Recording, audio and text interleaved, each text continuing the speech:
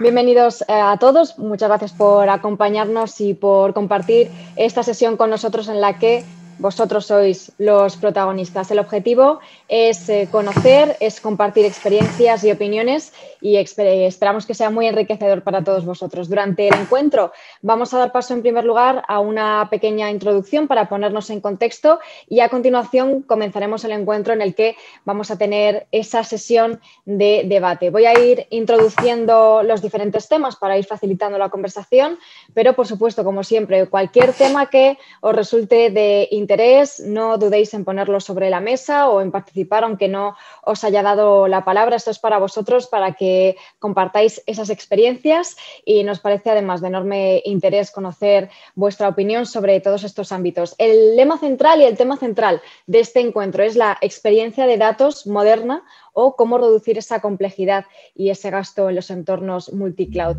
Y es que, sin duda, las organizaciones, estáis viviendo una verdadera avalancha de información y de datos que están generados además cada segundo. Debido a esto y, por supuesto, también a la creciente importancia de esos datos, los departamentos de TI no se pueden permitir ineficiencias derivadas de problemas como caídas de sistemas o recuperación ante desastres.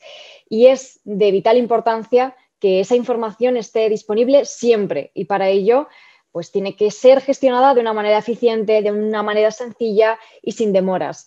¿Y cómo lograr todo esto? Pues parte del éxito conlleva adoptar tecnologías que reduzcan esa complejidad durante la gestión, incluso cuando se están utilizando servicios y ejecutando aplicaciones bajo el modelo de nube híbrida y multicloud. Y es lo que se denomina esa experiencia de datos moderna.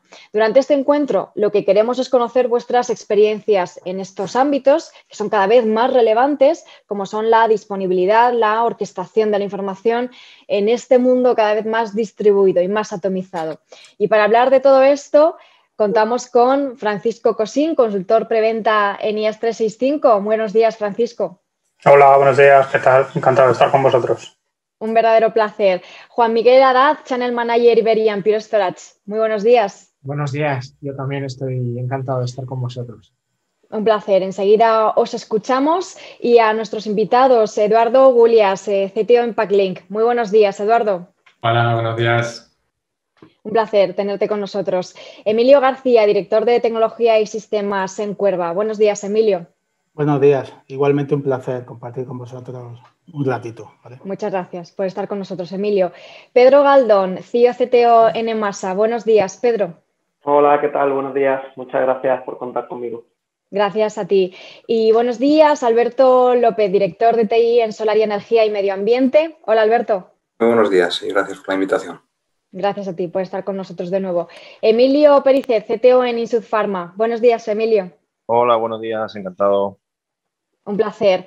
Ricardo Gali, Head of Global Data Architecture, Innovation and Group Infrastructure Services en WebBeds. Buenos días, Ricardo. ¿No te hemos escuchado? Disculpad, el problema Nada. Buenos días, un placer estar aquí. Muy buenos días, un placer tenerte. Estamos todos igual, con el muteando y desmuteando. Sí. La frase más repetida en todas mis reuniones es estás con el mute. Desde luego. Y buenos días también, Jonás Delgado, IT Cloud Specialist. Muy buenos días, Jonás. Buenos días, muchas gracias por la invitación. Muchas gracias a ti por estar con nosotros. Pues de verdad, muchas gracias a todos por acompañarnos y por vuestro tiempo hoy en este encuentro, en este debate. Como decía, vamos a dar paso a una breve introducción por parte de IAS y de Pure Storage para, daros la bienvenida y poner ese contexto inicial sobre estos temas planteados que consideramos que es muy importante también. Pues Francisco, si te parece, comenzamos contigo, con vuestra visión. Perfecto, pues nada, yo en esta charla represento a IAS 365, proveedor de servicios cloud y infraestructura y servicios gestionados de ámbito nacional en España, en el que realmente nuestra labor es ayudar a todos nuestros clientes en afrontar estos retos que estaba comentando Mónica, ¿no? Cómo gestionar la ingente explosión de datos, cómo alinearlo con diversas estrategias, ¿no? Cada empresa tiene su filosofía. Hay empresas que abogan por permanecer con la gobernanza de los datos completamente local. Hay empresas que están yendo a esa hibridación en la que tienen, por ejemplo, sus cargas on-premise gestionadas, sus cargas productivas y después hacer un desborde a la cloud de sus cargas para hacer disaster recovery. O hay empresas que están naciendo directamente en el mundo completamente cloud, ¿no? Una de nuestras alianzas es Pure Storage, con la que compartimos muchas de estas visiones, porque ellos realmente se enfocan en que cualquier de sus soluciones sea suficientemente potente, pero a la vez con una simpleza de administración que te permite enfocarte a lo que tu empresa realmente necesita, que es que la atiendas a ella, ¿no? Y siempre sabemos desde la capa de IT que el cliente interno demanda mucho, que todos esos proyectos tienen que salir rápidamente, que el time to market es súper importante y realmente pues a las empresas poco le importa que tu IT tenga un color u otro, sino que realmente responda a las necesidades de la empresa. Y bueno, eso es un poco nuestro foco, ¿no? El hacer esa parte consultiva y recomendar a los clientes cuáles pueden ser las infraestructuras, estén donde estén, que más les pueden acompañar en ese viaje. Pues Francisco, muchísimas gracias por esta introducción. Juan Miguel, te escuchamos. Gracias, Fran. Gracias, Mónica. A ver, yo, bueno, ya me he presentado, trabajo en Pure Storage y soy responsable de canal, entonces particularmente llevo la relación con IaaS 365. Y yo quería preguntaros si conocíais a Pure Storage. Solamente os voy a dar una pincelada de quiénes somos y dónde estamos, ¿vale? Pure se funda en el año 2009 y es una empresa que nace desde el primer momento pensando en la innovación, ¿vale? Los fundadores se ponen a mirar lo que tenemos en el mercado, lo que hay en el mercado en ese momento y se dan cuenta que hay un elemento en el data center que está obsoleto desde hace pues ya décadas por aquel entonces, ¿no? Y es el almacenamiento. Entonces, Pure Storage nace de ese concepto de innovación basada 100% en tecnología flash, lo que libera de todas las ataduras que hay en el storage tradicional, en el storage legacy, que son los discos. Todo el desarrollo de la compañía se basa en eso, lo que nos permite ir evolucionando y añadiendo nuevas funcionalidades de innovación a lo largo de los años, ¿vale?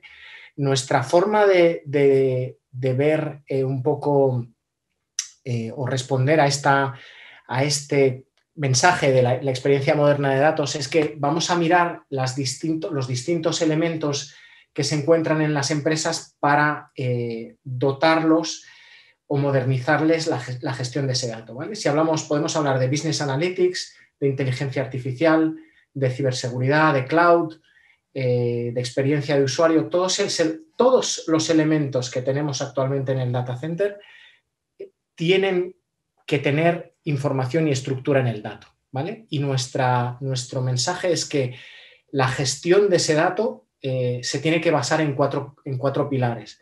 Lo primero es que la velocidad de acceso al dato importa, no solo en cuanto a velocidad de los sistemas, sino en cuanto a poder analizar ese dato e interpretar la información que sea relevante para la empresa. Lo ha adelantado Fran anteriormente, la simplicidad de la gestión de esa infraestructura de almacenamiento, ¿vale? Eso es un elemento clave y que desde el día 1 Pure Storage apostó por ello. Para que os hagáis una idea de una pequeña anécdota, el fundador de Pure quería que su hijo fuera capaz de desplegar una Pure y el desarrollo de la plataforma se basó en eso. Y entonces un chaval que por aquel entonces tenía 12 años era capaz de coger, instalar una Pure y de ponerla en producción.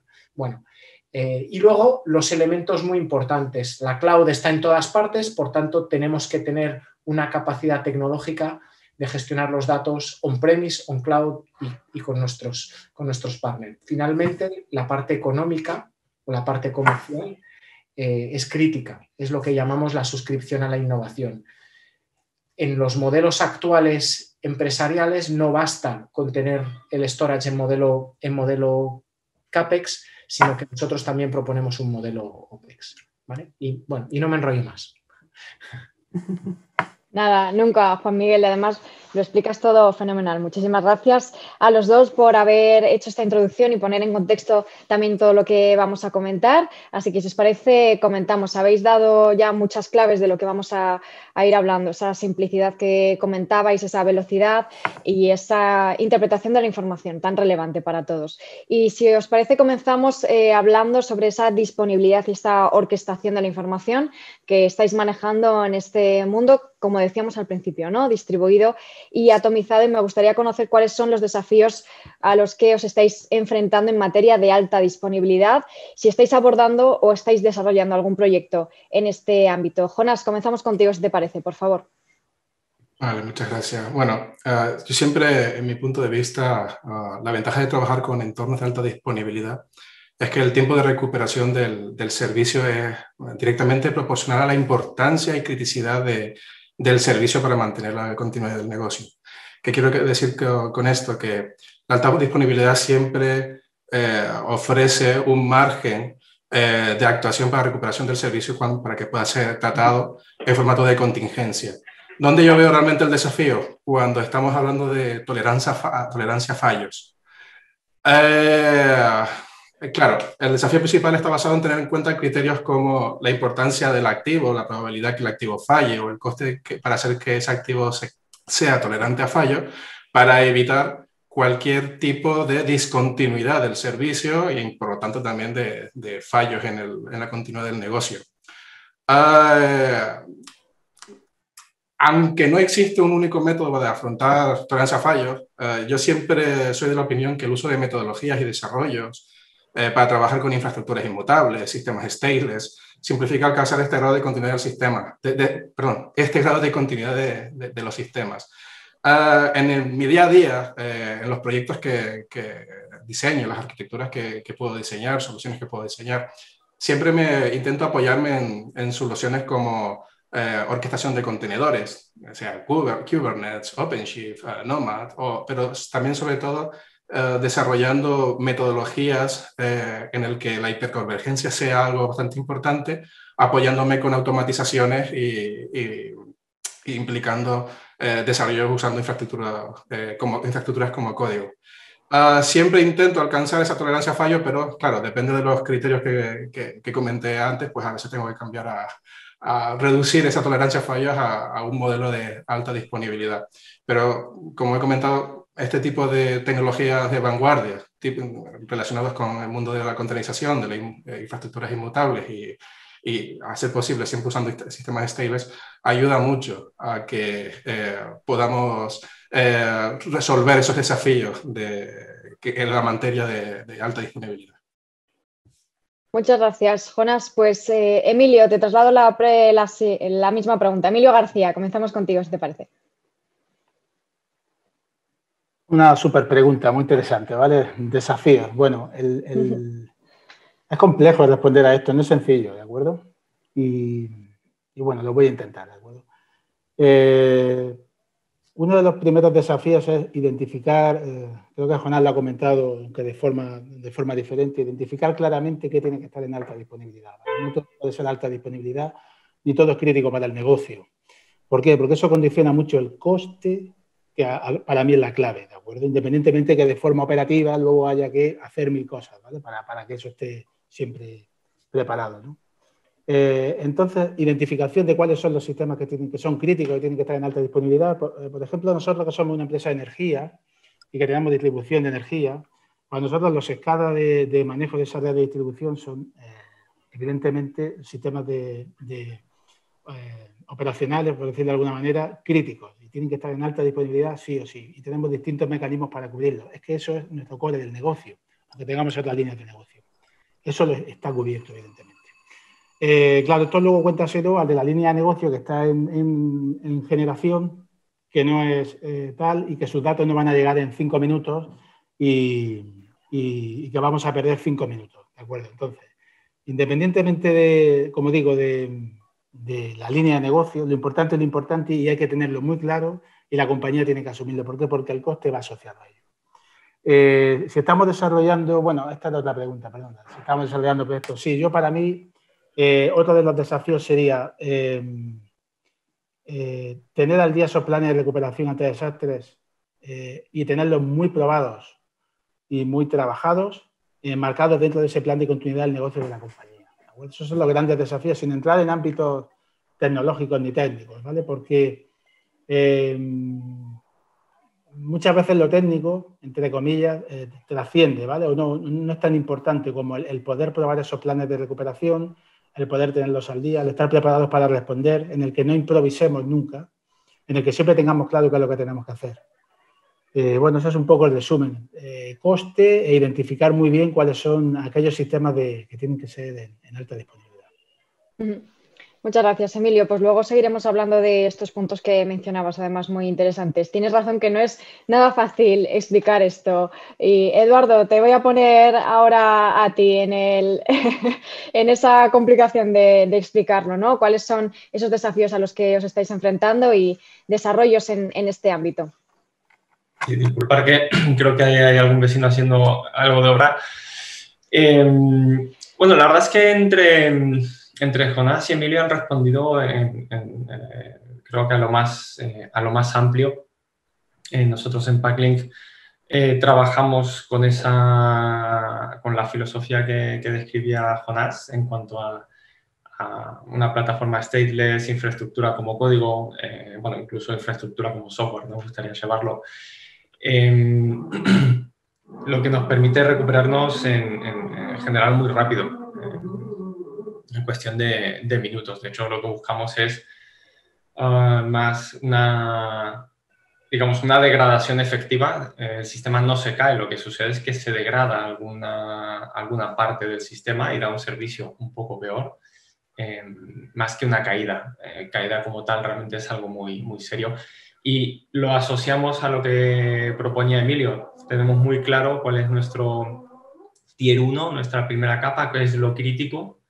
Y esa es donde ponemos la mayoría de los esfuerzos para esa alta disponibilidad, con lo cual proyectos es constante, estamos en todo momento realmente buscando mejorar y automatizar, tener la monitorización, incluso la observabilidad si gustáis, para lograr ese mínimo impacto, ¿no? Y básicamente asumir que las cosas van a fallar, porque van a fallar, y estar preparados para remediar y aprender para que la siguiente vez el fallo sea menor. Otro aspecto fundamental, Eduardo, muchas gracias. Pues Pedro, te cedo el turno para que nos cuentes vuestros retos, en vuestro caso en EMASA. Bueno, pues nosotros, la verdad es que se ha dicho todo un poco. La filosofía que estamos siguiendo pues, es intentar tener una alta disponibilidad en aquello que realmente es relevante para el negocio, porque al final, bueno, como se ha comentado, el coste de tener alta disponibilidad no es bajo y hay que discriminar bien qué tipo de datos queremos tener en alta disponibilidad. Para nosotros también es bastante importante que esa alta disponibilidad sea lo más automatizada posible, es decir, que no tengamos que estar dependiendo de recursos de personas para poner en marcha la alta disponibilidad, intentar minimizar los tiempos de recuperación que podemos tener ahí en caso de desastre y tener muy orquestado lo que sería la transición a la normalidad cuando esta alta disponibilidad ha entrado en funcionamiento y deja de ser necesaria. Estamos trabajando en proyectos de hiperconvergencia y es lo que estamos ahora mismo llevando a cabo. Y a partir de nuestra relación con diferentes proveedores que trabajan con sectores de hiperconvergencia, pues estamos montando todo el proyecto de alta disponibilidad de los sistemas que hemos denominado críticos dentro de nuestra compañía. Muchas gracias, Pedro. Pues Ricardo, continuamos contigo. ¿Estáis desarrollando algún proyecto en este ámbito? Bueno, sí. A mí hace un año y medio, aproximadamente en septiembre del 2019, me encargaron crear un equipo de datos en mi grupo. Yo estoy en WebBet, que es una subsidiaria de WebJet. WebJet es una empresa que está en bolsa australiana.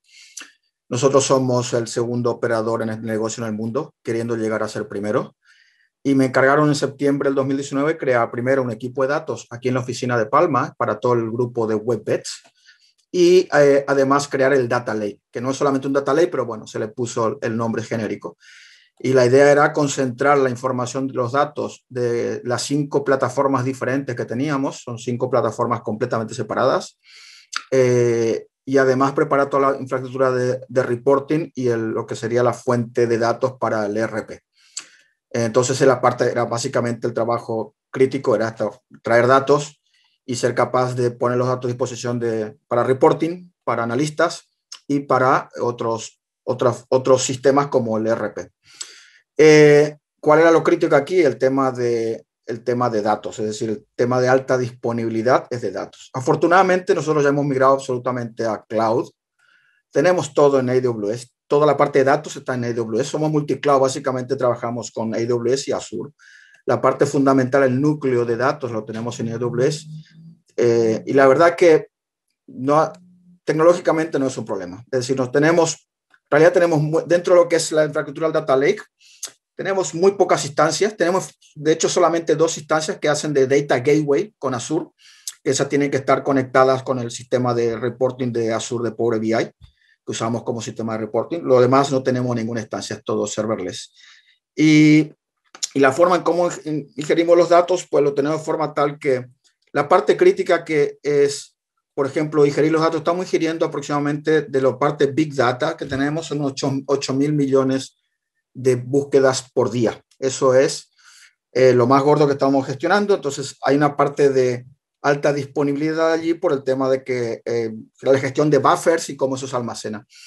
Pero no ha sido un problema con los servicios que hay en cloud, eso no es un problema. No quiero decir nombre, podría decir los nombres de los servicios si me queréis, pero evito poner nombres comerciales. Pero tenemos eso solucionado, el tema de alta disponibilidad, relativamente barato, es decir, el coste nuestro en el Data Lake, para que hagáis una idea, ingerimos 3 tipos de datos, que son las búsquedas de Big Data, que son 8.000 millones aproximadamente por día. Luego, los temas de datos transaccionales, que son los bookings que está haciendo la gente. Son unas 60.000, 100.000 operaciones diarias en total de datos transaccionales, dependiendo de todas las plataformas, más lo que llamamos tablas maestras, que son las tablas que varían muy poco, yo qué sé, todos los hoteles que hay en el mundo, los datos de los clientes, los datos de los proveedores, etc. Esos son los tipos de datos que tenemos. Y estamos gastando aproximadamente en almacenamiento y procesamiento de los datos, o sea, la ingestión de los datos, almacenamiento y procesamiento, unos 7.000, 8.000 euros al mes en todo esto. Más unos 6.000 euros que gastamos en la plataforma de reporting que está en Azure, que es prácticamente lo más caro de todo. Y no es un problema, es decir, con los temas de cloud, sinceramente, ahora mismo la tecnología no es un problema. De hecho, todo este trabajo que lleva 1 año y medio, que ya el Data Lake ya es la fuente de verdad para el ERP, ya es la plataforma reporting para toda la empresa, de todas las diferentes plataformas. Lo que más trabajo nos dio es la fiabilidad de los datos, lo que es la governance, data governance y validación de los datos. O sea, 5% fue arquitectura y desarrollo, 95% es validación de datos. Y eso es políticamente correcto, inclusive pedí a la empresa, a los de recursos humanos si podía hacerlo, no me han contestado, se han reído. Y mi frase para esto es que data is a bitch. Y quería poner un banner en la oficina que tenemos del grupo, es decir, el problema son los datos, no la tecnología. Pues Ricardo, muchísimas gracias por compartir tanto con nosotros. Luego seguiremos escuchando temas y por compartir estos retos que nos contabas, fiabilidad y viabilidad de los datos. Emilio, por tu parte, Emilio Pericet, cuéntanos qué retos habéis tenido y qué proyectos estáis abordando en este sentido. Hola, buenos días a todos. Muy interesante los comentarios de los compañeros. Bueno, pues yo creo que al igual que todos llevamos tiempo trabajando en estrategia de digitalización, todas las compañías, la verdad, digitalizando procesos, eficiencias, buscando nuevos modelos de estructuración de datos también que nos aporte nuevo valor al negocio, ¿no? Lo único que con todo el tema de la pandemia, pues yo creo que esto todo se ha acelerado y entonces todos cuando veníamos trabajando para proyectos de, oye, el próximo año, pues ahora es el próximo mes o lo necesito ya, ¿no? Es muy importante, sobre todo, definir esa estructura, esa estrategia, perdona, de futuro, ¿no? O sea, yo creo que ahora todos los negocios están como locos queriendo sacar nuevos modelos, queriendo ser los primeros, cambiando incluso la forma de operar y digamos, esas prisas son malas consejeras, ¿no? Para esta estrategia de tecnología, ¿no? En torno a dónde almaceno mis datos, cómo lo hago, cómo busco esas eficiencias, ¿no? Y no caer en esas multicloud y esos problemas que queríamos comentar aquí en este debate, ¿no? Con respecto a desafíos, bueno, pues nosotros como empresa farmacéutica, sobre todo, hay muchos, por supuesto, muchos proyectos. En este caso, nosotros solo el último año hemos liderado más de 100 iniciativas de IT en cuanto a proyectos, pero dos grandes retos que siempre se repiten en todos estos proyectos al final son digitalizar nuestros procesos de negocio. Nosotros somos al final una empresa industrial. Sacamos productos farmacéuticos de nuestras plantas y es muy importante todo el tema de que, digamos, la producción nunca pare, la producción sea más eficiente, las máquinas no dejen de producir, ¿no? Hablando también de ese concepto de alta disponibilidad, pues va en nuestro ADN, ¿no? Entonces, todos nuestros proyectos nacen desde la línea, digamos, de producción, pensando en esa alta disponibilidad, ¿no? Hablando en todas las capas, hablando de comunicaciones, hablando de infraestructura, hablando del modelo de datos, hablando incluso de la operación y del servicio, ¿no? Es muy importante todo el tema de alta disponibilidad en todos nuestros diseños y proyectos, ¿no? Y luego, como punto diferencial, quizás, o por meter algún aspecto nuevo que nos ha comentado hasta ahora, nosotros somos una empresa farmacéutica y esto es un sector hiperregulado. Seguro que muchos de vosotros lo sabéis. Si estáis en alimentación también es un poco parecido. Y todo está súper regulado, ¿no? ¿Dónde se despliegan esos sistemas? ¿Cómo operan? La trazabilidad de los datos, quién opera los sistemas, quiénes son los usuarios, qué movimientos hacen esos usuarios, ¿no? Entonces, este tipo de regulaciones tan estrictas sí nos llevan muchas veces a tomar decisiones que no pueden hacer muchos proyectos directamente en las nubes, ¿no? Porque incluso donde todas las nubes dicen que ellos son pues hiperseguros y están hiperregulados, cuando bajamos a ese nivel de detalle no cumplen muchas de las exigencias de los reguladores, en este caso de la salud, ¿no? Como puede ser la FDA de Estados Unidos o la EMA aquí en Europa, ¿no? Entonces, muchas veces hay que montar o desplegar o pensar en esos entornos híbridos, ¿no? Donde, digamos, todo lo que tenga que ver con la salud del paciente esté bajo todavía nuestros sistemas on-premise, donde un auditor pueda examinar hasta el último dato de esa plataforma, versus ir desbordando cantidad ingente de datos que también requieren los sistemas a esas nubes, ¿no? Entonces, hay que buscar un compromiso óptimo entre ambos mundos, ¿no? Pues Emilio, muchísimas gracias también por compartir tu visión con nosotros y Alberto, terminamos esta primera ronda contigo. Habéis comentado algunos también ese reto de los últimos meses, último año, que sin duda ha influido mucho y como decía Emilio, las prisas no son buenas. Cuéntanos qué desarrollos estáis llevando a cabo. Bueno, pues yo en línea con todos los compañeros, pero dicho de diferente manera, casi. Bueno, nosotros estamos en estos momentos, no me gusta decir sufrir, sino disfrutando de un crecimiento exponencial. Sí es verdad que para sacar plantas y generar energía, venderla y demás, intentamos homogeneizar todo lo máximo posible, simplificar. Es decir, lo máximo posible que las plantas sean iguales con diferentes capacidades y demás. Más luego lo que tenemos, todo el volumen de datos que tenemos en servicios centrales y demás. Nosotros estamos llevando mucha carga a la nube, precisamente por la alta disponibilidad y por la deslocalización para dar cobertura a todos los países en los que nos estamos desplegando, por la estrategia de internacionalización. Creo que lo comentaba Ricardo, aquí el reto no es la tecnología, ya la tecnología disponemos de tecnología para dar cobertura a toda esta alta disponibilidad, ausencia de interrupciones en la medida de lo posible y demás. El reto es trasladar, conversar y obtener esos requisitos, esas necesidades de cada departamento para cada infraestructura, entorno y sistemas que ellos disponen. Porque sí es cierto que, digamos que para mí, la piedra angular es eficientar toda esta alta disponibilidad. Si no tuviéramos límites económicos ni de infraestructuras, pues todo en alta disponibilidad, todo totalmente. Pero lógicamente eso no es la solución.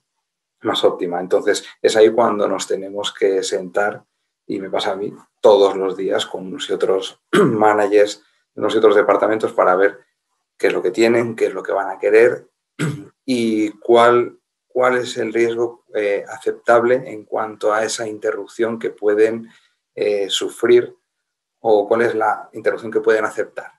Y en base a eso ya desplegar una y otra tecnología. Ese es el mayor desafío y en esos proyectos estamos. En esos proyectos estamos porque yo cuando entré digo, alta disponibilidad para todo de entrada, bueno, no así, pero básicamente, y ahora vamos ya a eficientar esa alta disponibilidad.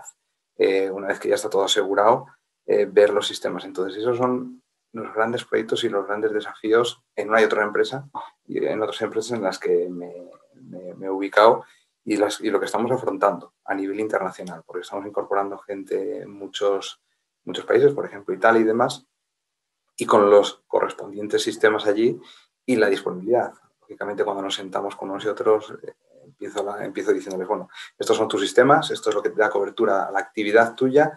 ¿Qué interrupción estás dispuesto a asumir? Ninguna. Y empezamos por ahí. Y luego ya empezamos ya a rascar. Los que supone disponer una alta disponibilidad completa, interrupciones cero, y ya cuando ven los presupuestos y lo que conllevaría y demás, bueno, pues estamos dispuestos a asumir esta interrupción.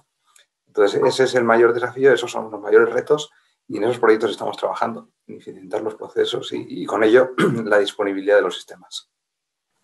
Muchísimas gracias, Alberto, por compartirlo también con nosotros. Pues Francisco, Juan Miguel, me gustaría conocer también vuestras opiniones y comentarios sobre todo lo que nos han estado contando. Nos han dado muchas claves, nos han explicado muchas cosas, esa importancia de la sencillez, ¿no? Las prioridades y si por ellos fuera, como decía Alberto, todo estaría en alta disponibilidad, ¿no? Francisco, ¿qué opinas? Pues realmente al final es un poco lo que pretendemos, ¿no? Dar al cliente la capacidad de elegir. Es decir, que no que el driver económico y el driver tecnológico se den la mano y que sea la decisión del cliente de decir, oye, mira, yo necesito alta disponibilidad y quiero saber cuánto me cuesta. Pero sí es verdad que tener sistemas que te permiten dentro de una misma solución decidir si tú quieres alta disponibilidad, ya sea local o ya sea geográfica, es un poco el valor que nosotros buscamos, ¿no? Si tú tienes un sistema que te permite para las cargas no productivas darle un nivel de disponibilidad del dato para evitar que ese dato fluya y que esté disponible y que no se corrompa, con eso es suficiente, de acuerdo, pero evidentemente para las cargas productivas pues se requiere que no haya una interrupción en el negocio, ¿no? Entonces, si yo puedo tener esas cargas desubicadas en los que yo puedo, en el caso de un fallo local, conmutar de forma completamente automática a una ubicación distinta, como os comentaba al principio, ya sea en 2 data centers que pueda tener la empresa o de portar a la nube, que es completamente lo que nos encontramos hoy en día, que dependiendo de las características de la empresa y muchas veces a nivel financiero, ¿no? Porque muchas veces esa elección de nube no se hace desde el punto de vista de que me guste más o menos la tecnología, sino porque la empresa desde un punto de vista financiero apuesta más por un gasto recurrente que no por una inversión. Entonces, muchas veces vemos que hay empresas que van hacia la nube, hay empresas que vuelven de la nube, porque al final es ese enfoque financiero el que te permite, oye, pues yo no tengo capacidad de hacer inversión en este punto y prefiero nacer, aunque sea una parte departamental, ¿no? En la nube. Y pues, como comentaba Ricardo, oye, pues es que vamos a hacer un data lake y a mí me supone tanto dinero al mes. ¿Qué es lo que pasa? Que si tú tienes las capacidades tecnológicas, tanto on-premise como en la nube, que tú puedas elegir, al final tú eres el que tienes esa posibilidad. Si la tecnología no te permite esa posibilidad, pues ya estás atado de manos, ¿no? Entonces, lo que propugnamos es eso, que sea el cliente el que tenga la capacidad de decisión. Juan Miguel. Pues bueno, yo muy alineado un poco con lo que dice Fran. En realidad, cada una de vuestras empresas está en un estadio diferente de adopción de la tecnología o tiene adoptada una filosofía distinta, ¿no? Por ejemplo, Ricardo hablaba de un modelo pues 100% nube y algunos hablabais de modelo on-premise 100% y otros de modelos híbridos, ¿no? Entonces, el caso es que Pure, desde la propia Pure, esa visión un poco de la evolución del mercado y las distintas necesidades de los clientes, pues somos capaces de responder a las necesidades en base a esa evolución que tenéis vosotros como clientes. Entonces, si yo recapitulo un poco todas las cosas que habéis mencionado, por ejemplo, Eduardo hablaba de capa Tier 1, que esa capa tenía que estar en HA, pues efectivamente cuando nace Pure, las cabinas de Pure nacen con una filosofía de HA, en sí todos los arrays están redundados internamente, con lo que bueno, la posibilidad de caída es mínima, ofrecemos hasta 6 9 de disponibilidad, pero le vamos añadiendo peldaños. Habéis mencionado algunos de vosotros, como Alberto, temas de costes, o por ejemplo Emilio García ha hablado de costes. Efectivamente, los costes son los que determinan la política de alta disponibilidad. Bueno, pues aquí también Pure desde el minuto 1 va pensando en que esos costes no deben afectar a la adopción de esa alta disponibilidad, ¿vale? Al final, si se contratan 2 cabinas de Pure, todas las funcionalidades tecnológicas para dotar de un clúster activo a esas 2 cabinas están incluidas, no son cosas o costes añadidos, ¿vale? También Emilio ha mencionado la hibridación. Bueno, pues evidentemente es clave en el mundo actual. Las compañías piensan en estrategias o adoptan estrategias de hibridación, de tener ciertos datos on-premise y ciertos datos en cloud en base, por ejemplo, a cargas o a picos de negocio en periodos de tiempo. Bueno, pues ahí otro punto más. Desde Pure queremos dotar a las empresas de la capacidad de mover los datos de una infraestructura a otra con un modelo de gestión universal para todas esas capas.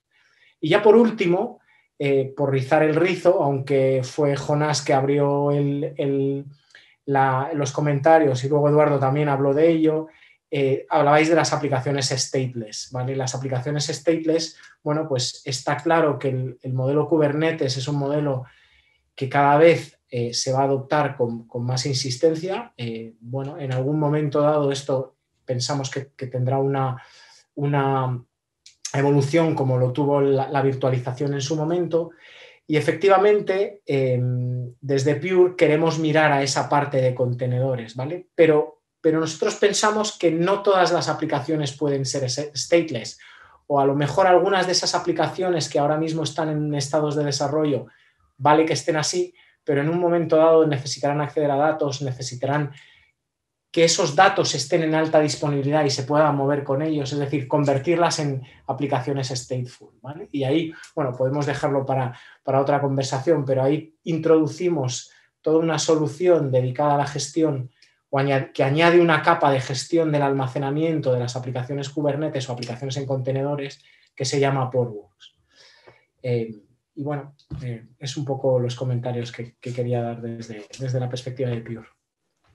Muchas gracias a los dos. Pues continuamos con más temas, y uno de ellos que queríamos hablar con vosotros es de qué manera creéis que se puede reducir la complejidad en estos entornos, en concreto en entornos multicloud. Habéis hablado antes también de que era complicado todo este ámbito, ¿no? ¿Cómo opináis que se puede reducir? Emilio García, ¿qué opinas de esto? ¿Cómo podemos lograrlo? Bueno, yo no tengo experiencia en entornos multicloud porque profesionalmente nunca se nos ha dado la situación en tener entornos multicloud. Estamos en este caso donde estoy ahora, con una única nube, por decirlo de alguna manera. Tenemos un entorno híbrido y tenemos una única nube, y no hemos llegado al caso de entorno multicloud porque no lo hemos visto necesario, y también por coste, evidentemente. Por complejidad de gestión y por perfiles. Bueno, son muchas cosas que se podrían indicar ahí. Desde mi humilde opinión, y sin tener demasiada experiencia en ese sentido, entiendo que alguna plataforma que nos permitiera, y siempre orientado a un modelo Kubernetes o algo similar, que nos permitiera poder gestionar esas soluciones en contenedores, el poder tenerlas en poder gestionarlas en distintas nubes de forma transparente al usuario, y que nos apoyara para esa alta disponibilidad que se estaba comentando anteriormente, entiendo que puede ser una posible forma, solución para reducir esa complejidad. Pero lo veo complejo, en definitiva, ¿vale? Es decir, tener un entorno multicloud entiendo que será para compañías que realmente lo necesiten y que, como todo, viene condicionado por el coste un poco de lo que se ha comentado. Muchas gracias, Emilio. Pues, Ricardo, te voy a trasladar la pregunta que antes nos has comentado, si lo teníais todo completamente en cloud, ¿cómo reducir esa complejidad? Y te traslado también una segunda pregunta, ¿cómo reducir los costes también? Bien, tecnológicamente el tema de almacenamiento, todas las cloud lo tienen más o menos solucionado. Por un lado está en AWS, está el servicio de S3. En Azure creo que se llama algo así como Blob Storage y por encima tiene algo así como creo que un Data Lake Storage. En Google Cloud creo que el sistema en general se llama BigQuery. Y por encima de este almacenamiento que en general es muy barato y que tiene múltiples réplicas, por ejemplo en el caso S3, cada dato es replicado, copiado 6 veces, por lo que da bastante fiabilidad al almacenamiento. Por encima hay sistemas inspirados por los sistemas de Hadoop, en particular por Hive, que tenemos Athena, por ejemplo, en S3, que permite hacer queries sobre objetos que están en S3. Y esto fundamentalmente lo elegimos, nosotros lo usamos porque teníamos que almacenar también Big Data, es decir, teníamos que almacenar todas las búsquedas y poder hacer queries sobre ellas. Y la usamos en general, es decir, todos los datos que nos llegan a nosotros van a S3. Y luego sobre ellos definimos, la mayoría de los casos hacemos un procesamiento para optimizar para Athena, que básicamente significa copiar a formatos columnares como Parquet. Entonces, nosotros nos llega JSON, a veces nos llegan CSVs, convertimos a Parquet y quedan optimizados allí para Athena, para hacer queries. Entonces, esa es nuestra regla general y esto es lo más barato que hay. Y dependiendo del tipo de query que vas a hacer, pues lo puedes hacer directamente. Cada query se paga. El tema es que en este tipo de servicios esto escala casi infinitamente, es decir, puedes tener terabytes de datos y puedes hacer queries sobre estos datos y agregaciones. Dependerá cuánto los datos, depende de la query que hagas y cuán optimizado está, pues te puede costar mucho dinero, ¿no? Cada query. Pero optimizado por datos columnares es lo fundamental, y eso es lo que hacemos. Luego, en algunos tipos de datos, por ejemplo, lo que mencioné antes, las tablas maestras o los datos transaccionales, además de guardarlo en S3, también lo guardamos en una base de datos transaccional. En nuestro caso usamos Postgres, porque no, en ese momento decimos Postgres, pero no es un problema. Postgres, SQL Server, MySQL, es lo mismo. Entonces tenemos esta copia de los datos que son razonables de tener una base de datos transaccional para otros tipos de uso. Por ejemplo, si lo que quieres es obtener rápidamente, con muy pocos milisegundos, la información relacionada con un dato transaccional en particular y el usuario relacionado, etcétera, pues vas a la base de datos transaccional. Si no, en caso de hacer búsquedas más complejas, que toma más tiempo habitualmente, varios tiempos significa pocos segundos, puede tomar 30 segundos, puede tomar un minuto, dependiendo de la cantidad de datos, vamos para el servicio de S3 con Athena. Y eso es básicamente la solución tecnológica, no hay más secretos y todas las plataformas cloud están básicamente ofreciendo los mismos servicios, es decir, servicio de almacenamiento masivo, altamente replicado y por encima servicios que te proveen estas queries. Por ejemplo, en caso de Athena es un estándar el Presto SQL, muy similar a lo que es un ANSI, bastante muy poderoso. Pero vaya, es el servicio habitual y no hay más secretos. Luego en el tema, fue un problema para nosotros el tema de reporting. Es decir, el reporting es algo que tiene que funcionar para todo el grupo, para toda la empresa, y que tiene que ser también ofrecer la posibilidad de self-serve, es decir, que cada grupo, cada equipo, cada persona se pueda preparar su reporte. Esto fue el objetivo, entonces fue un problema elegir la herramienta. Al final hemos optado por la solución de Microsoft, que es Power BI.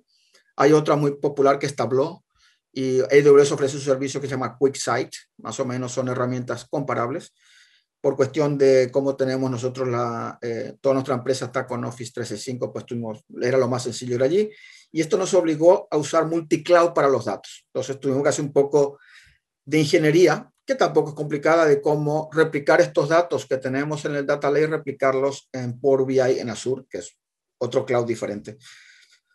Para estas cosas existen los data gateways y Microsoft en particular tiene su propio data gateway. Fue conectar nuestro data lake con Power BI usando este servicio.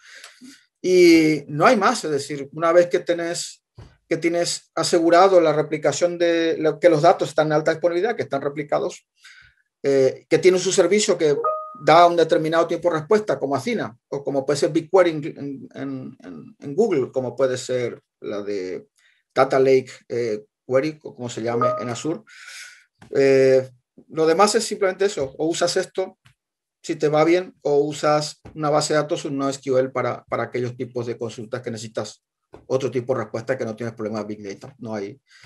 Realmente estas cosas aprendí mucho en este año y medio, pero bueno, veníamos trabajando con Big Data hace ya 3, 4 años en la empresa, pero al final la tecnología es bastante, cuando estás en cloud, luego si tienes on-premise, pues tienes que empezar a lidiar con qué tipo de almacenamiento tienes, etcétera, etcétera, pero no le veo problemático.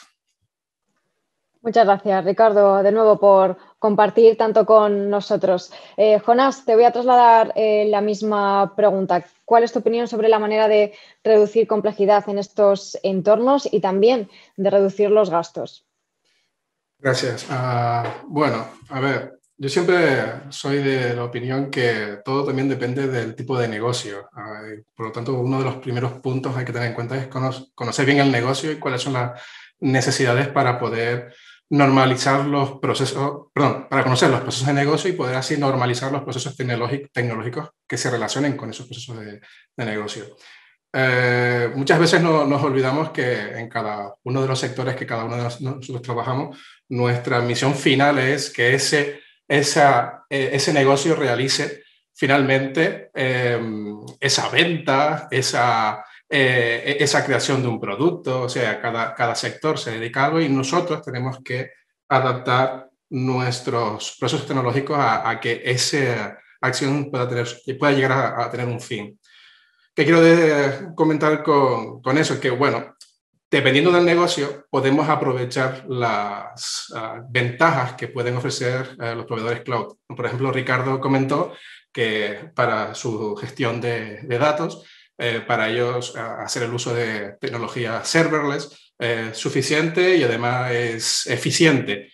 Quizás en otro contexto de otro tipo de negocio, de empresa, se busca más a lo mejor un tipo de trabajo con tecnologías agnósticas, donde la creación de una aplicación sea exactamente igual, de una solución sea exactamente igual independientemente del entorno con el que se trabaje.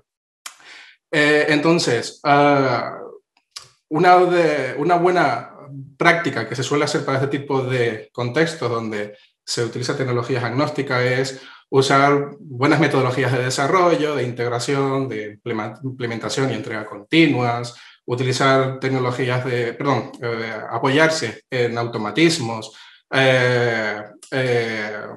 incluso para poder no solo agilizar la mejora de las soluciones, de las aplicaciones y de los sistemas y también su adaptación, sino también incluso hasta para poder reducir el error humano.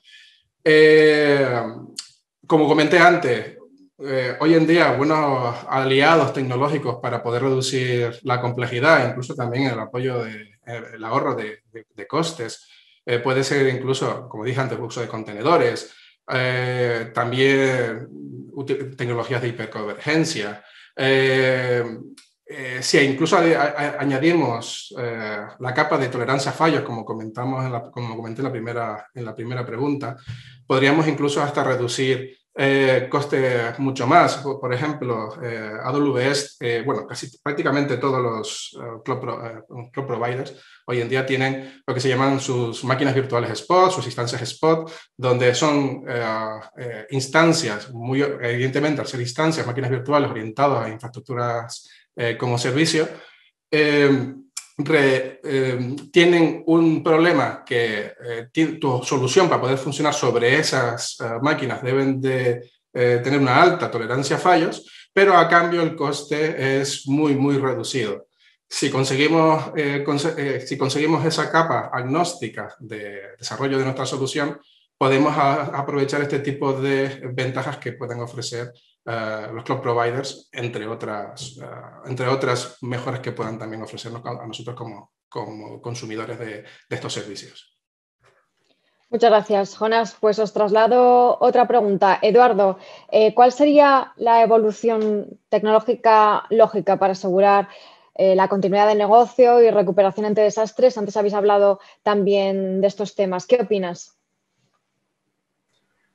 Menuda pregunta.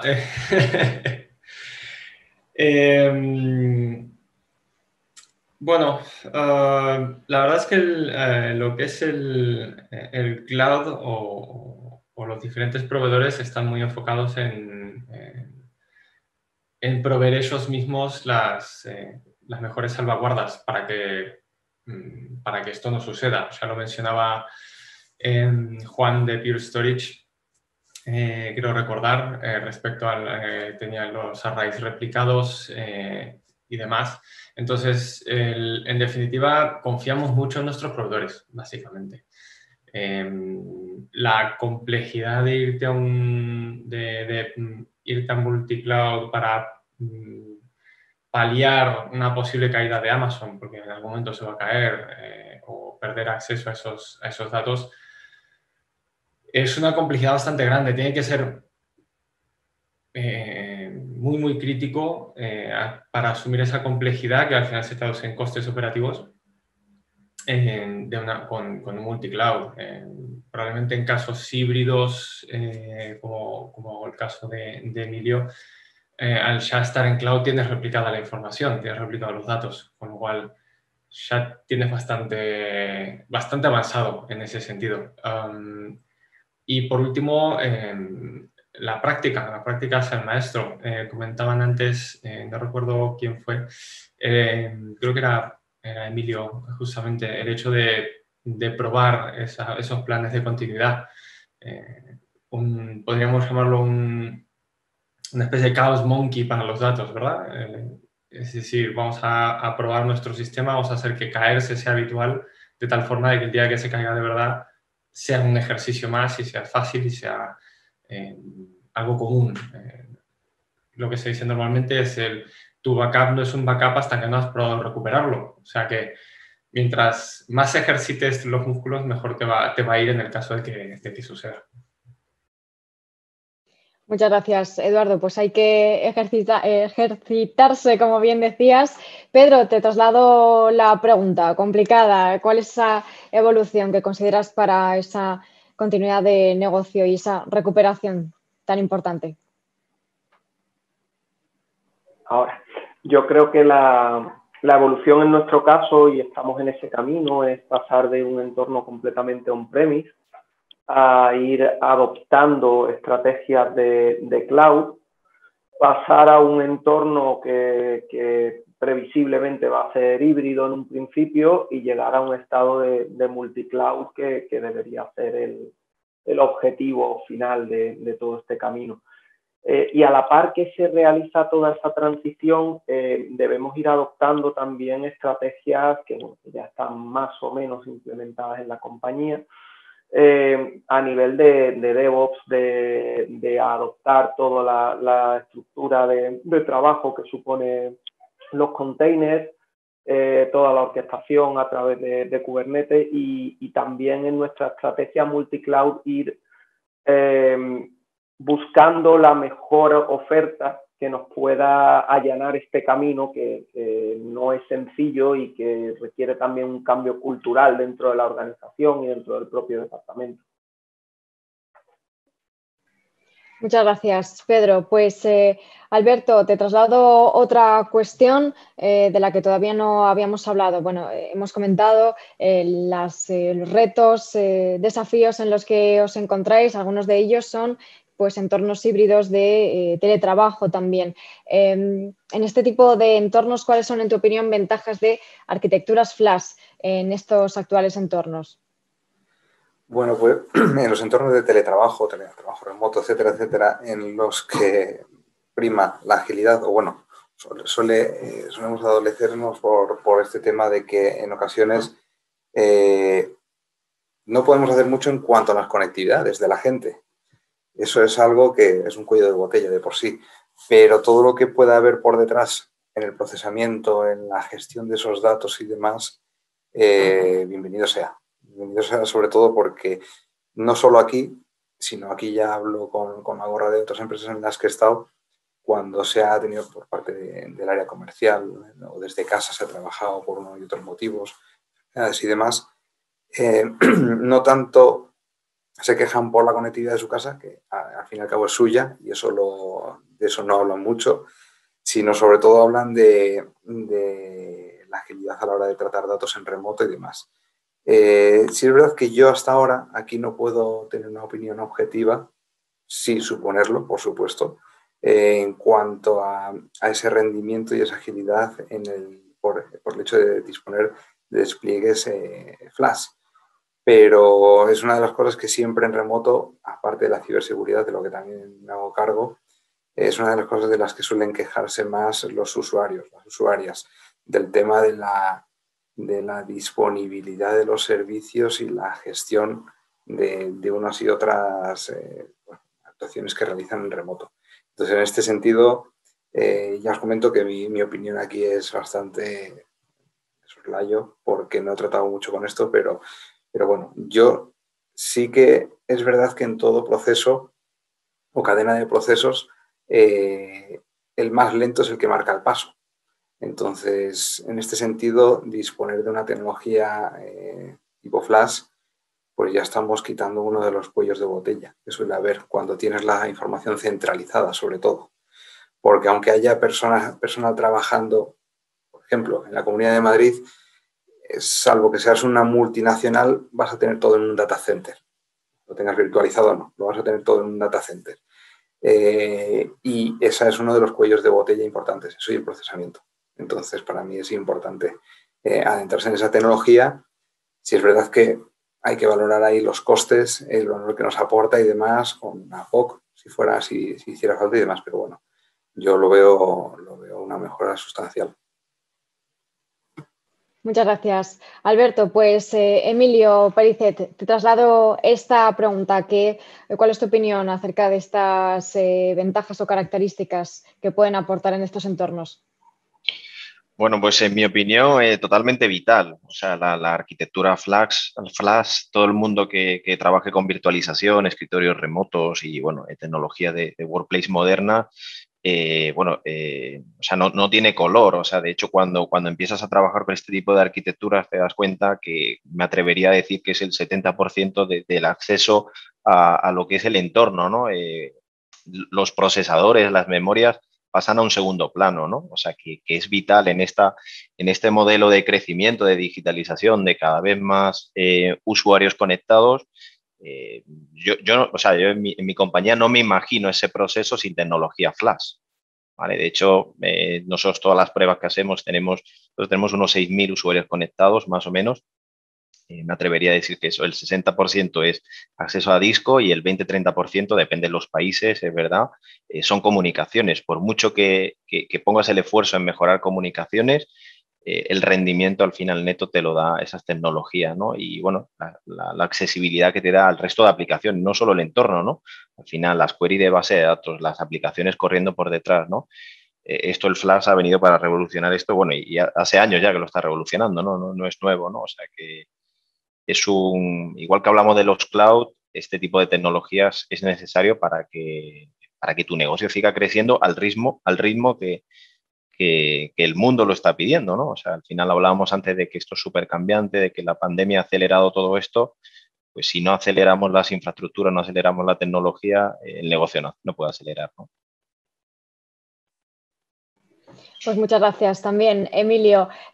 Bueno, me gustaría conocer también vuestra opinión, Francisco y Juan Miguel, y os traslado una pregunta además. ¿Cuáles son esas últimas tendencias en plataformas de gestión de datos que nos podéis compartir? Francisco.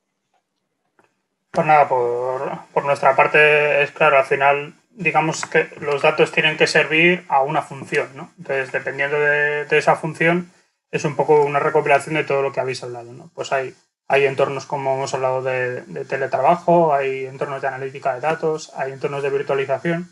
y hemos hablado mucho de la parte de contenedores, de bueno, pues, Kubernetes, Docker y demás. Yo creo que un poco la visión es que, como ha comentado Juanmi hace tiempo, la virtualización se impuso y fue más un movimiento, digamos, desde IT hacia arriba, ¿no? La parte de adopción de plataformas de contenedores es completamente inversa, ¿no? Al final tiene que haber un desarrollo hecho para entornos scale-out, entornos de aplicaciones que puedan extenderse de forma horizontal, y realmente es muy, muy complicado aplicaciones que han nacido para el mundo monolítico pasarlos a un paradigma de contenedores, ¿no? Entonces, digamos que esa es una impulsión desde arriba hacia abajo, ¿no? Entonces, muchas de las conversaciones que tenemos con CIOs empiezan por ese punto. Es decir, o sea, tú ¿cuáles son las necesidades de tus datos? Entonces, lo que necesitamos son que sean plataformas que den respuesta a la mayor parte de esos paradigmas. A veces puede llegar a ser imposible, ¿no?, cubrir todo ese tipo de necesidades porque son necesidades muy dispares. Pero si lo que podemos es dotar de sistemas que son altamente disponibles, que son eficientes y que, como también hemos hablado, que están basados en software, porque al final tú porque tengas un equipamiento muy, muy, muy capaz, si no se van añadiendo funcionalidades que evolucionen ese equipamiento a la vez que tu empresa evoluciona, no vas a tener ese acompañamiento de la tecnología. Entonces, digamos que esos mundos, por un lado, digamos, la virtualización, ya sea con máquinas virtuales o con contenedores, y el mundo de la analítica de datos, pueden darse la mano perfectamente, pero quizá lo que necesitamos es una capa de gestión que nos permita dar esa flexibilidad y esa simplicidad de la gestión para que al final todo sea confiable y del rendimiento que necesitemos. Y para eso la adopción de la tecnología flash hoy en día estamos rompiendo esa barrera del coste de adquisición por dos vías, ¿no? La eficiencia de los datos, las capacidades que tiene la tecnología, por ejemplo, de Pure Storage de reducir el espacio necesario con sus algoritmos de eficiencia de datos, y por otro lado la capacidad de deslocalizar, ¿no? Yo quiero trabajar de la misma manera on-premise que en la nube, ¿no? Yo voy a poder tener un array virtual en AWS o en Azure porque voy a tener mi array virtualizado en esas ubicaciones y voy a poder, por un lado, hacer esa réplica, no entre dos arrays que yo tenga, por ejemplo, en España, sino lo voy a poder tener, no uno on-premise en la localidad en lo que yo me encuentre y el otro directamente en la nube. Entonces, esa simplicidad operacional va a evitar que los CIOs o los CTOs tengan que mirar a dos mundos distintos, ¿no? El mundo cloud y poner una barrera y el mundo on-premise. Si yo consigo hacer que esa capa de gestión sea unívoca, al final voy a tener equipos multidisciplinares que me van a dar esa flexibilidad, porque si la tecnología no es flexible, nuestros equipos al final van a ser también difícilmente flexibles. Muchas gracias, Francisco. Pues, Juan Miguel, ¿qué puedes añadir a lo que nos estaba contando y qué tendencias propones en estas plataformas? Bueno, en realidad, Fran lo ha resumido todo. O sea que, a ver, el tema... Voy a hablar menos, entonces. No, está muy bien, está muy bien. A ver, la problemática la problemática planteada, realmente Pure intenta responder o consigue responder y cubrir un poco todas las necesidades y esa evolución en plataforma, en gestión de los datos, básicamente porque pues ya los datos pues pueden ser datos que están en bases de datos, con lo que tenemos un modelo de solución dedicado a eso. Los datos pueden ser para plataformas scale out y necesitas un tipo de almacenamiento diferente, ¿vale? Y ahí también tenemos una solución que va a responder a esas necesidades y necesidades de aplicaciones modernas, ¿vale? Con un rendimiento completamente distinto y una filosofía de trabajo distinta. Y luego está las compañías que abordan pues tener datos en la nube o tanto de manera híbrida como en multicloud, ¿vale? Entonces, de alguna manera, lo que vamos a hacer desde Pure Storage es dotar de una capa homogénea para todos los modelos de datos, ¿vale? Al final, Pure lo que tiene es un sistema operativo, por llamarlo de alguna manera, de gestión de los datos, llamado lo diré, Purity, que además está gestionado por una cloud o un sistema de cloud universal llamado Pure One, que funciona homogéneamente en todos los elementos y va a permitir que los clientes adopten la estrategia más adecuada en base a las necesidades de su negocio. Y va a funcionar de la misma manera en todos los tipos de almacenamiento, dependiendo de las necesidades de esas aplicaciones, como en todos los tipos de clouds y modelos de integración entre clouds. Pues muchas gracias también. Juan Miguel, os traslado más cuestiones. Habéis hablado de la importancia del dato, innegable, y me gustaría conocer vuestra opinión acerca de si las infraestructuras están preparadas para ciberataques. Habéis mencionado ya el tema de la ciberseguridad, importantísimo, y de la seguridad de la información, por supuesto, ¿no? ¿Están preparadas y cómo prepararse para ello? Ricardo, creo que te tenías que ir. No sé si quieres comentarnos brevemente y cuando quieras puedes abandonar sin problema. Bueno, sí, me tengo que ir a otra reunión, lo siento. El tema, ¿cómo lo encaramos nosotros? Uno de los ataques más habituales que hay cuando estás en cloud es, por ejemplo, en AWS, que si te entra alguien, lo que te hace es borrar los buckets de S3. Es el primer ataque y suele ser el más común, es decir, te borran los datos fundamentales. ¿Qué es lo que hacemos en estos casos? Tener una copia automática en otras cuentas de todos los buckets con datos importantes. Por otro lado, eso es para proteger, digamos, tener copias de datos en diferentes cuentas. Quiere decir que si te entra en una, puedes recuperar de otras. Tenemos además todos los datos como mínimo por duplicado, salvo lo que es muy big data, como las búsquedas. Todo lo demás tenemos duplicado en base de datos y en S3, y además tengo que establecer mecanismos de poder copiar de uno a otro si hay que recuperar datos, que además lo necesitamos por otro tipo de cosas. Era muy experimental y teníamos que ser capaces de recuperar consistencia si es que la perdíamos. Y del punto de vista más genéricos, afortunadamente AWS está poniendo más protecciones para los buckets de S3, como por ejemplo de prohibir, de poner una regla que un bucket no se puede hacer público. Y por supuesto otras medidas muy genéricas como por ejemplo accedemos al entorno del Data Lake. A la cuenta del Data Lake tenemos autentificación con MFA, etcétera, etcétera. Pero básicamente lo que hay que tener mucho cuidado es los datos copiados en cuentas diferentes, que es por el primer vector de ataque masivo que suele haber en el cloud. Muchas gracias, Ricardo, por haber estado con nosotros. Gracias también a Eduardo, que ha tenido que salir también. Muchísimas gracias por haber estado con nosotros este tiempo y esperamos veros en otra ocasión. Adiós. Adiós, Ricardo. Adiós. Pues continuamos y esta cuestión yo creo que es muy interesante. Emilio García, ¿qué opinas?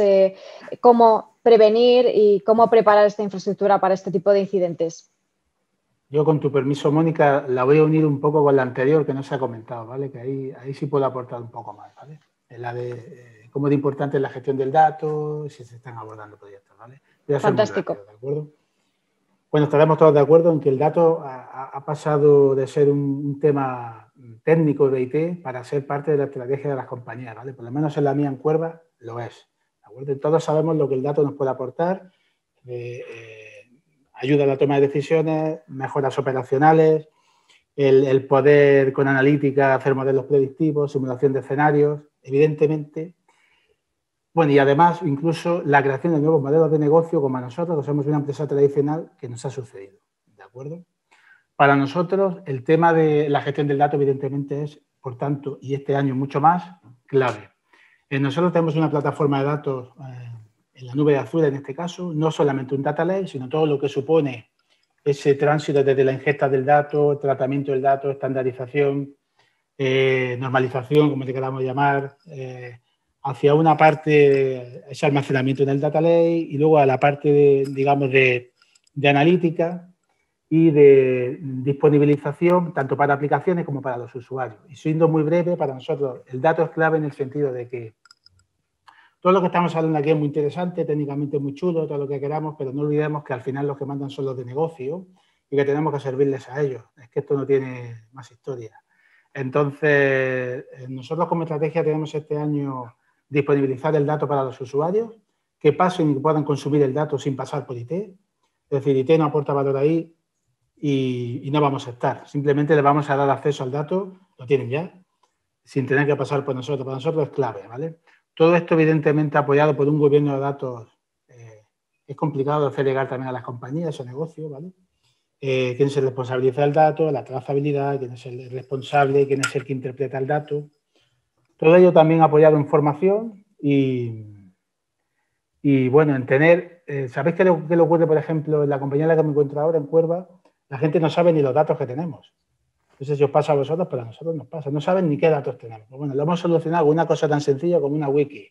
Oye, una wiki, aquí tenéis todos los datos que están disponibles en Cuerva para su consulta, con tipología de datos, qué significan, qué aportan, unificados, no unificados, los datos como vienen en origen, los datos modelados para darle un sentido de negocio, como entidad de negocio. Bueno, ahí hay mucho que hablar, ¿vale?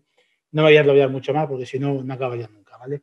Respecto al del tema de seguridad, pues hablaba de si estamos preparados para el ransomware. La infraestructura. Bueno, nosotros tenemos el sistema de detección, intrusismo en nuestra red para detectar comportamientos anómalos, ¿vale? Trabajamos también con Office 365 y para ciertos ransomware estamos protegidos en el sentido de que toda la información corporativa que trabaja los compañeros en sus PCs propios, en sus portátiles, la importante tienen que trabajarla y la tienen que tener bajo el paraguas de SharePoint y OneDrive de forma que automáticamente suban a la nube. En cierto modo estamos protegidos por ese historial de versiones que Office 365 proporciona. Y es responsabilidad del usuario, evidentemente, encargarse de eso. Todos sabemos que el punto débil de la seguridad siempre es el usuario. Pero bueno, hay cosas que tampoco podemos hacer copias de seguridad de todas las máquinas de todo el mundo porque sería inviable directamente. Entonces, hasta cierto punto por ahí estamos cubiertos y luego con los sistemas de detección de comportamientos anómalos, pues bueno, en cuanto se detecta algo, esa máquina se aísla de forma automática. Nosotros estamos en un roadmap de ciberseguridad con todas las soluciones que proporciona Microsoft y bueno, este es otro de los proyectos o de las iniciativas estratégicas en Cuerva este año, porque la ciberseguridad es una inversión, no es un coste ni algo a lo que solo deba preocupar a la gente de IT como a mí, sino que es un tema estratégico de compañía y hay que, entre comillas, intentar adoctrinar o intentar hacer llevar eso hacia la dirección del grupo, en mi caso. Y poco más, pues no extenderme mucho. Nada, en absoluto, Emilio, muchísimas gracias y, por supuesto, como decía, el encuentro es vuestro y podéis poner sobre la mesa todos los temas que consideréis interesantes, tanto los que estaban previstos como otros nuevos. Jonás, te traslado ambas preguntas porque me parecen muy interesantes. ¿Cómo de importante es esa gestión del dato de las mismas? ¿Estáis abordando proyectos de este tipo y cómo prepararse ante esos incidentes? En estos últimos minutos que quedan, vamos a ver estos dos temas, si os parece. Jonás. Bueno, la parte de la gestión del dato no es tanto mi especialidad, pero evidentemente es muy importante. Como siempre, independientemente del tipo de solución de aplicación, la gestión del dato tiene tanta importancia como sea definido por la parte de negocio. Y siempre hay que tener en cuenta las modalidades de la gestión de datos, como puede ser la gestión de datos maestros, la administración de los datos, la calidad de los datos, la seguridad, siempre teniendo en cuenta los tres vectores de la seguridad, que es la confidencialidad, la integridad y la disponibilidad del dato, su gobernanza y ya entramos incluso hasta el propio almacenamiento de los datos. Me gustaría, si no te importa, incluso relacionar esta pregunta un poco con la parte de la pregunta del ransomware, y adicionar sobre todo por mi vida pasada en el que estaba más enfocado al mundo de la seguridad informática y es algo que siempre me ha tocado mucho de cerca y es que tanto en la capa de seguridad, la gobernanza, la protección, la gestión, podemos poner todas las medidas de seguridad que se nos pueda ocurrir, tanto las actuales como nuevas, podemos inventar nuevas, pero hay un punto que siempre y que incluso Emilio ha comentado es muy importante y es la concienciación por parte del usuario, el que aprenda a ser consciente de que podemos poner todas las medidas que podamos, pero de nada sirve si al final el usuario entrega su usuario y contraseña a otra persona o incluso el típico ataque de dejar un pendrive en la puerta de una compañía a ver qué ocurre. Entonces, ese tipo de acciones, no podemos hacer realmente muy poco contra eso.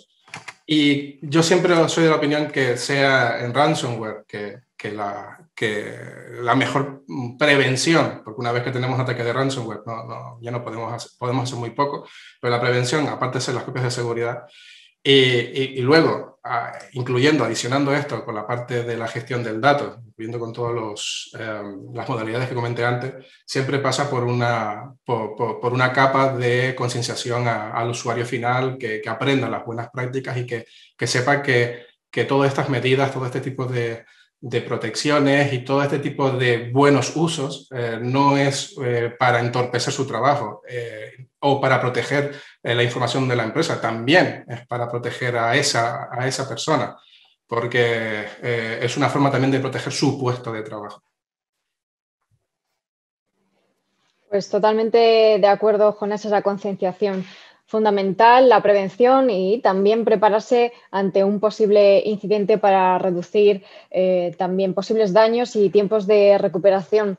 Alberto, te traslado estos dos temas y lo dejo abierto, por supuesto, si lo queréis vincular con algún otro en cuanto a esa gestión del dato y la preparación ante incidentes. ¿Están las infraestructuras preparadas para ataques, por ejemplo, de tipo ransomware?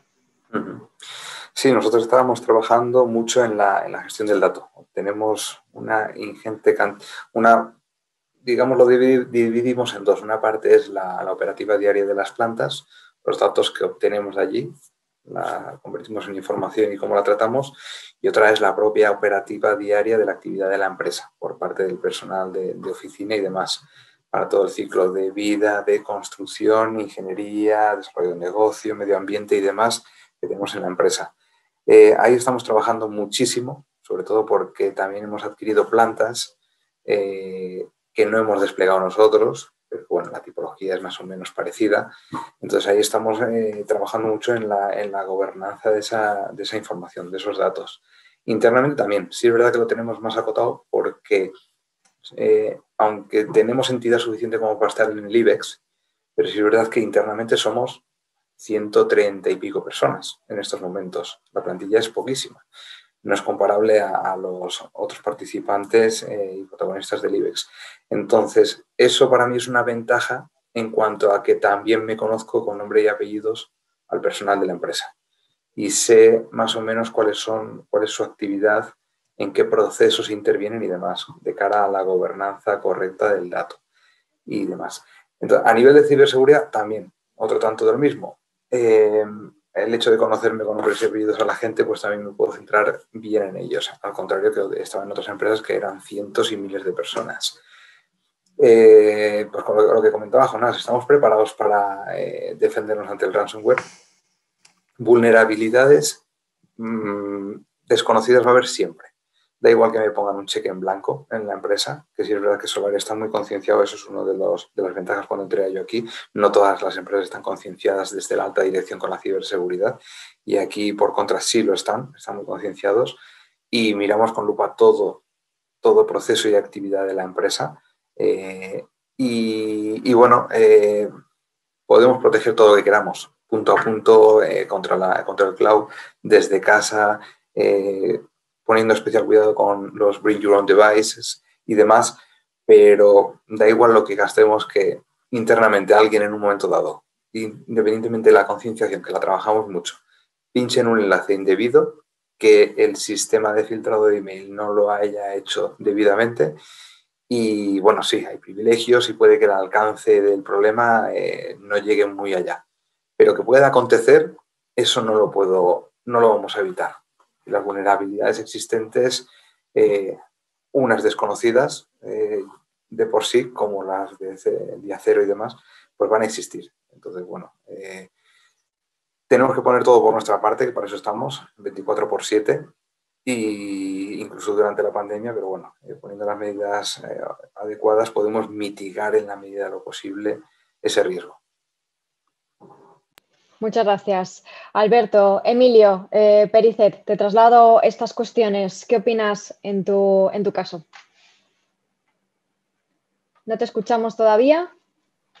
Ahora sí. Muchas gracias. Bueno, pues empiezo por la parte de ciberseguridad, continuando un poco la parte de Alberto. Bueno, este tema, la verdad, este capítulo da para otro debate como este, o sea, podríamos estar hablando aquí horas. Esto ya lleva bastante tiempo, el tema de ciberseguridad, y además ha venido para quedarse. O sea, ya hay muchos informes que dicen que es la segunda economía, o sea, la segundo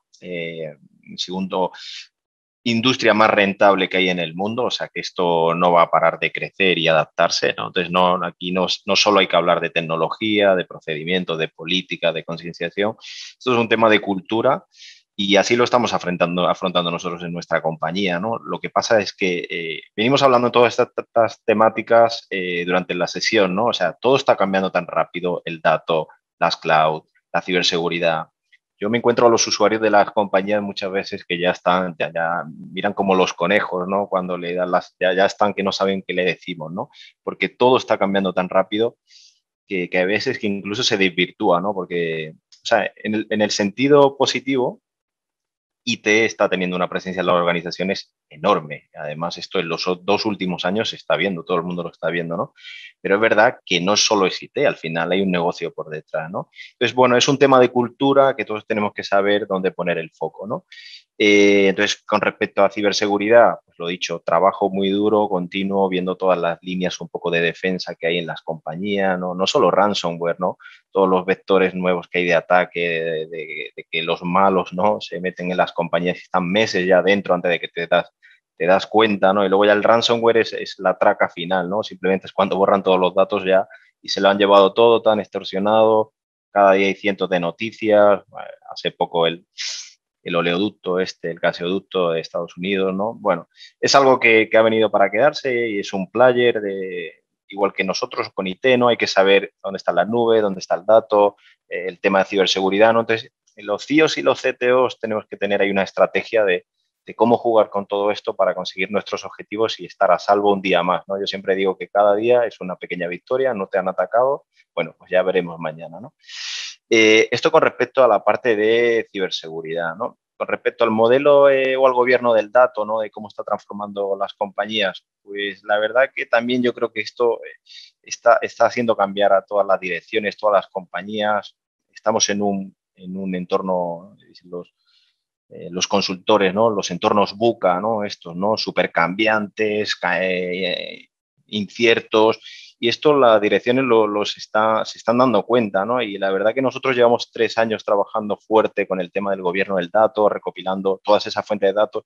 No sé si lo decía Emilio García, decía, no sé, mi compañía no sabe ni qué datos tiene, ¿no? Bueno, yo creo que esto nos pasa a todos, ¿no? No, o sea, todas las compañías saben que tienen datos, pero no saben qué datos tienen, cómo de buenos son y cómo explotarlo, ¿no? Entonces nosotros sí es verdad que llevamos 3 años empujando fuerte con esto y a día de hoy, pues bueno, ya muchas de las decisiones, no todas por supuesto, pero se consultan, se piden cuadros de mando, se ven tendencias, ¿no? Y sobre eso se montan procesos de negocio o decisiones de negocio, ¿no? Bueno, muy interesante todo lo que está pasando y yo creo que las personas de IT más que nunca tenemos que estar ahí empujando, alertas, porque yo creo que estamos en el centro de muchas de las decisiones que se toman hoy en día versus hace unos años que éramos centro de costes, estos de IT, qué raros son. Bueno, la verdad que a nosotros, yo en primera persona, nos invitan a todo, que es como yo siempre digo, que te inviten a formar parte de las cosas es bueno y hay que aprovecharlo.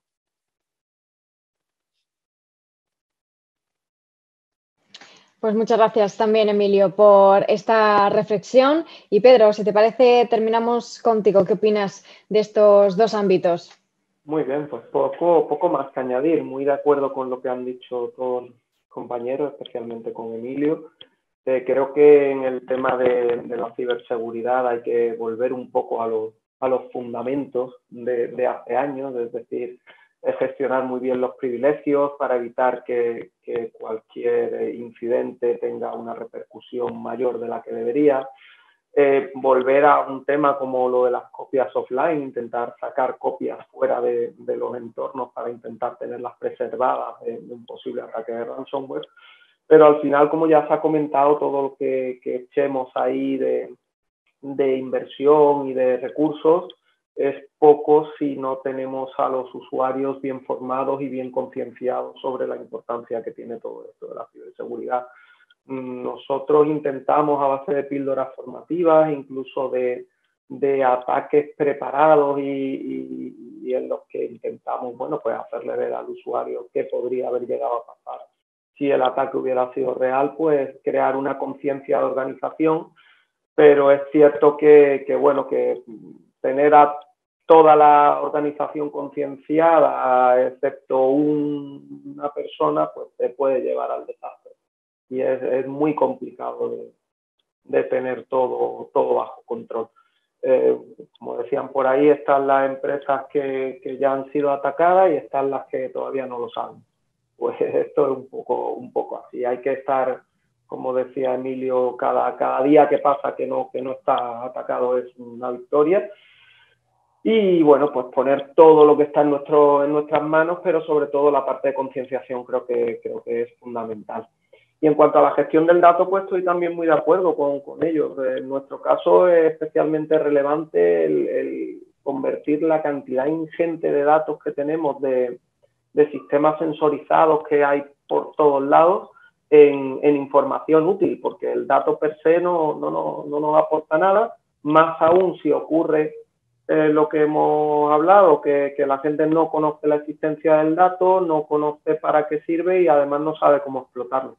Entonces estamos intentando evitar, por un lado, los silos de información de los famosos reinos de taifas, de este dato es mío y no te lo doy, a intentar conseguir una cultura del dato corporativa que permita convertir ese dato al final, oficializarlo y convertirlo en información útil para la toma de decisiones. Pues muchas gracias, Pedro, también. Gracias a todos por vuestras opiniones y por compartir tanto como habéis compartido estos minutos. Francisco, Juan Miguel, sí me gustaría terminar con vosotros, aunque ya estamos casi fuera de tiempo, unas conclusiones sobre todo lo que nos han dicho nuestros invitados. Pues bueno, yo por mi parte me he apuntado 3 notas clave que han sido un poco recurrentes durante todo el evento. Voy a empezar un poco por el final. El tema del ransomware. Hemos hablado mucho de protección para que no me entren, ¿no? Entonces yo creo que lo importante, lo que podemos aportar desde IaaS 365 y Pure Storage, no es solo la capacidad de evitar que te entren, sino que una vez que han entrado, ¿cómo puedo regenerar mis datos? ¿No? Porque es muchas veces lo que las organizaciones, en ese momento dado en el que dices, oh Dios mío, ¿y ahora qué hago? Me tengo que basar en datos que en cierta medida, dependiendo del tiempo que haya pasado y demás, sean inmutables. Comentaba Pedro, bueno, pues deslocalizar las copias es una estrategia, ¿no? Pero si yo, por ejemplo, tengo un array que es capaz de mantener 30 días sus datos inmutables y para que esos datos puedan cambiar o puedan ser eliminados, tenga que utilizar una técnica de doble llave, ¿no? Incluso en que el soporte del fabricante y el CEO de la empresa tiene que autorizar para que esos datos puedan ser modificados o puedan ser eliminados, me hace que realmente yo respire, ¿no? Es decir, es que es imposible que nadie que haya ganado privilegios pueda acceder a estos datos y los pueda hacer desaparecer, ¿no? Y en eso tanto FlashArray como FlashBlade de Pure Storage nos pueden ayudar porque son capaces de hacer esos snapshots no solo inmutables, sino que son eficientes. Es decir, claro, dicen, no, pues que yo me estoy comiendo mi almacenamiento de producción con datos de backup. Sí, pero es que si la ocupación es ínfima, lo que voy a tener por un lado es los beneficios de la velocidad de recuperación y por otro lado de la inmutabilidad, ¿no? Entonces, eso es un poco la parte complementaria, intento evitar los vectores de ataques, pero sí me atacan mi capacidad para poder regenerar mis datos. La otra parte, el tema de la inteligencia de los datos, ¿no? Ese business intelligence que muchas veces, y los que hemos quedado aquí al final hemos comentado, que yo tengo muchos datos y qué hacer con ellos, ¿no? Pues muchas veces a la dirección le ponemos un plan de decir, oye, mira, yo tengo 1 petabyte de datos y quiero explotarlo, ¿no? Entonces, bueno, pues siempre están, digamos, los costes asociados, ¿no? Oye, pues yo tengo que contratar un servicio o a un personal de data scientist para hacer esa analítica. Oye, resulta que yo tengo que adquirir una infraestructura. ¿O qué hago? Entonces me lo llevo a la nube, ¿no? Pues aquí hay 2 aproximaciones. Por un lado, lo que comentaba antes Ricardo, que bueno, pues yo me lo llevo a la nube y ¿qué hago? ¿Y cómo lo protejo allí? Ya que lo tengo en la nube, pues yo hago enésimas copias del dato. ¿Qué es lo que pasa? Que si yo hago muchas copias del dato y no tengo eficiencias, estoy multiplicando mi factura mensual, ¿no? Entonces, si yo lo que puedo hacer es tener esa estrategia on-premise teniendo un pago por uso, es decir, oye, pues resulta que yo no voy a tener que hacer una inversión de 500.000 euros en algo que yo a priori todavía no sé qué valor le voy a sacar, ¿no?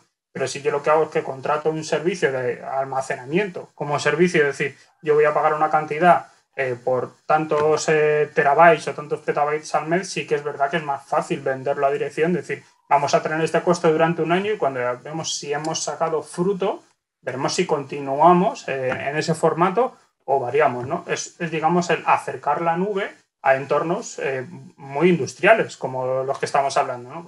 Tengo que tener relación con la planta de producción, o tengo relación, por ejemplo, con el de la recolección de aguas residuales, por ejemplo. Yo quiero saber, pues tengo que estar cerca del IT, yo no puedo estar todo el rato viendo cómo genero el tráfico hacia la nube, después bajo y todos los temas normativos. Y por último, también lo que habéis indicado, bueno, lo ha comentado Alberto que nos ha tenido que abandonar, el tema de los recursos de IT, ¿no? Las personas. ¿Cuántas personas son necesarios para administrar todos estos entornos de los que estamos hablando?